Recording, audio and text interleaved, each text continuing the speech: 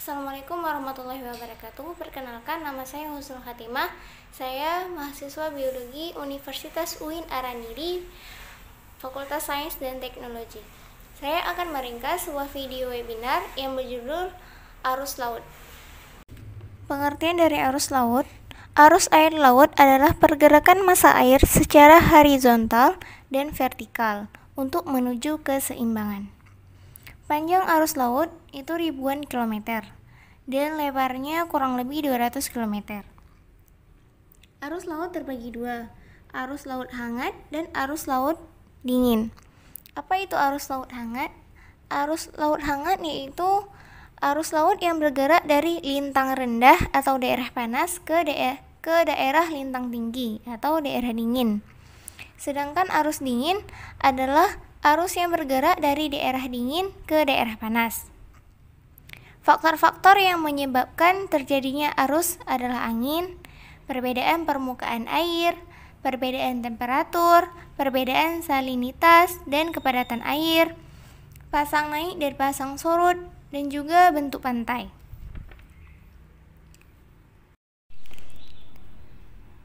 Arus laut yang disebabkan karena angin. Arus yang disebabkan karena tiupan angin merupakan arus permukaan yang disebut dengan drive.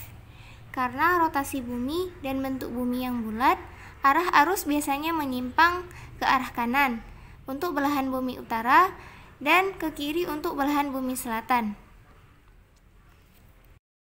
Arah arus membentuk sudut 45 derajat dengan arah angin yang mendorongnya. Kemudian arus yang disebabkan karena permukaan air laut. Contohnya adalah arus kompensasi atau arus balik atau disebut juga dengan arus sungsang. Arus yang terjadi karena perbedaan permukaan air selain karena angin juga bisa disebabkan karena perbedaan curah hujan dan penguapan antara lautan dengan laut pedalaman. Misalnya arus dari Samudra Atlantik ke Laut Tengah, dari Samudra India ke Laut Merah. Kemudian arus yang disebabkan karena perbedaan temperatur, salinitas, dan kepadatan air. Perbedaan temperatur menyebabkan perbedaan kepadatan air, yang menyebabkan pula perbedaan salinitas. Selain menyebabkan terjadinya arus, air yang lebih padat dan besar salinitasnya akan turun dan mengalir di bagian bawah sebagai arus bawah. Sebaliknya, air yang ringan dan kurang padat akan muncul dan bergerak di bagian permukaan sebagai arus permukaan. Penyimpangan arah arus laut. Penyimpangan arah arus laut dapat terjadi baik secara horizontal maupun vertikal. Sama halnya dengan penyimpangan arah angin. Secara horizontal di belahan bumi utara, arus laut menyimpang ke kanan, dan di belahan selatan arus laut menyimpang ke kiri. Gaya Coriolis mempengaruhi aliran massa air, di mana gaya ini akan membelok ke arah yang lurus. Gaya ini timbul akibat dari perputaran bumi pada porosnya atau rotasi bumi. Gaya inilah yang menghasilkan adanya aliran gray yang mengarah seperti jarum jam. Gaya Coriolis juga yang menyebabkan timbulnya perubahan arah arus yang kompleks. Gerakan angin yang berpengaruh terhadap gerakan arus permukaan membentuk sudut sebesar 45 derajat dan mempunyai kecepatan 2% dari kecepatan angin itu sendiri.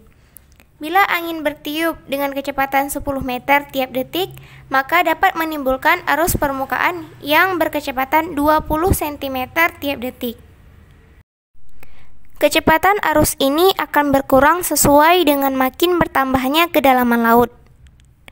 Pada waktu kecepatan arus berkurang, maka tingkat perubahan arah arus yang disebabkan karena gaya Coriolis akan meningkat.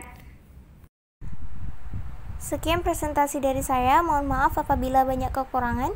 Wabillahi taufiq wa hidayah. Assalamualaikum warahmatullahi wabarakatuh.